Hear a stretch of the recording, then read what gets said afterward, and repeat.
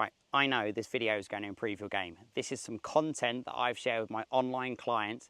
I'm going to be covering all aspects of the game. Make sure you subscribe. This playlist is going to cover everything from driving to how you should practice to short game. So make sure you hit that button and I'll speak to you later. So this video is purely talking about, in theory, my pre-shot routine, but it's maybe something to consider if you don't have a consistent routine at the moment and you're not too sure what you should be doing when you get to the golf ball on any particular shot. So there is no right or wrong in terms of a pre-shot routine, in terms of what you do versus what I do versus what Tiger Woods does, but it A, needs to be consistent, B, it needs to cover correct amount of analysis to make sure that you're using the right club for the job, and there needs to be a sort of routine in place where it allows you to maybe think a little bit of golf swing in terms of technique, but then in the actual shot, there are no swing thoughts apart from what you're trying to achieve in terms of the shot. So whenever I come to a golf ball, after I've made, let's hypothetically say I've hit a beautiful drive, I'm on the fairway and I come to my ball. So the two first factors that I need to consider are the distance of the shot, which is fairly obvious. I need to work out how far I've got depending on what I'm potentially going to use, and then the lie of the golf ball. Now, if I'm on the fairway, the lie is not going to be an issue. I can use pretty much any club that I choose. However, if I start to go into the semi-rough, the thick rough, heather, anything like that, pine straw, you need to consider that the worse the lie, the more loft you need to advance that golf ball forward. And if the lie is so bad, it may take out hitting the green for your next shot. So if I'm in very thick stuff, I may just have to take a sand wedge or a pinching wedge, hack the ball out of the rough, get it back onto the fairway, and then hopefully hit my third shot onto the green. So you have to bear that in mind. The other things to consider when I'm talking about club selection, wind direction, obviously. If it's into my face, it's going to hurt the ball. If it's downwind, it's going to add a bit more distance to the golf ball. The elevation change between where I am and where I'm trying to hit. And realistically, the trouble around the green.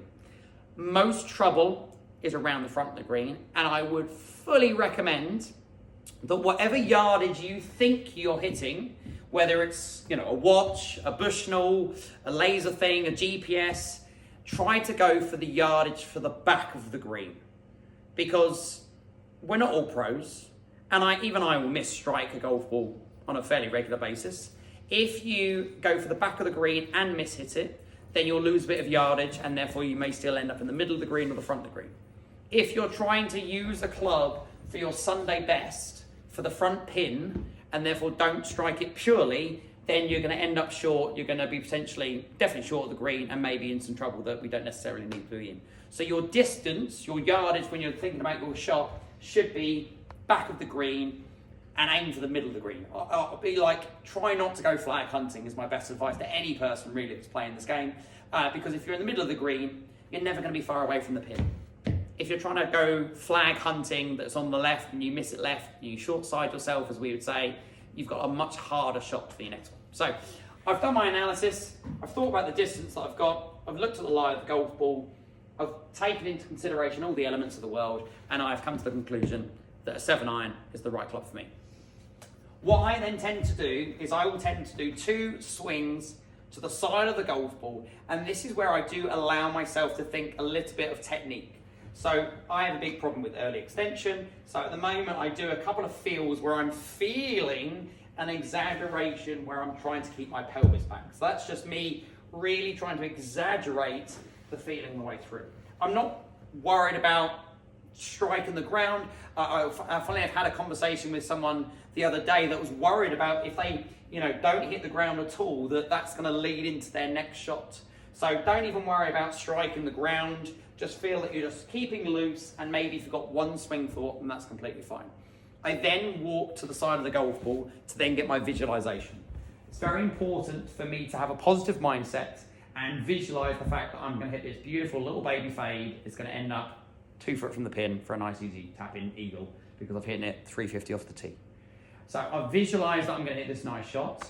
And if I need to, because maybe I struggle with my alignment, I can pick something very close to that golf ball that's in that line that may help me. An old divots, a bit of dark bit of grass, or some clover or something that I can pinpoint that I can maybe get in between me and the flag to help me with my alignment. I then step into the shot, and then I go from golf swing mode into golf shot mode, where I just think about what I'm trying to achieve. I'm not going to think about my early extension or any swing thoughts that you may have. I sort of cross this line where I just then feel that I need to just hit the shot. Now, this is purely personal to me, but I seem to I have to twiddle the club. I can't not, but it allows me to have a bit of a trigger. I then go into my shot, and I do exactly the same. I'm holding it with my right hand. I get my left hand on the grip. You can see that I haven't taken my stance yet. I then sort of step into the shot, get my ball position correct. Feel that I try to keep moving as such. So I'm definitely moving pressure from right to left. I just work into the shot, and then I'm trying not to think about any sort of swing thoughts, and then I just go with the shot and hit it. Oh my God, I actually did hit a little baby fade. It works. But I think some people think golf swing and technique when they're hitting a shot on a golf course, and ideally that's not what you want to be doing. You just want to be thinking about what you're trying to recreate in your mind and allow your subconscious to then do the work. Now, that then sort of leads to, when we are practicing, that's when we can think golf technique. And if we've done enough reps away from a competitive round of golf course, then obviously that can go through. Now, so just to recap, so my pre-shot routine is something you can adopt if you haven't got one at the moment, and I will do this consistently, whether it's a drive, whether it's a bunker shot, whether it's chipping, I will still do the same sort of routine. It is analysing the shot, looking at distance, looking at the lie, elevation change, wind direction, even temperature will have an impact. I do 2 practice swings where I feel golf swing and feel any sort of thoughts that I may be working on at the time. Come to the side, visualise the positive good shot that I'm going to do, and then step into the shot, and then just purely think about hitting that little baby fade that I've just done, and then we'll see if we can prove that wasn't a fluke.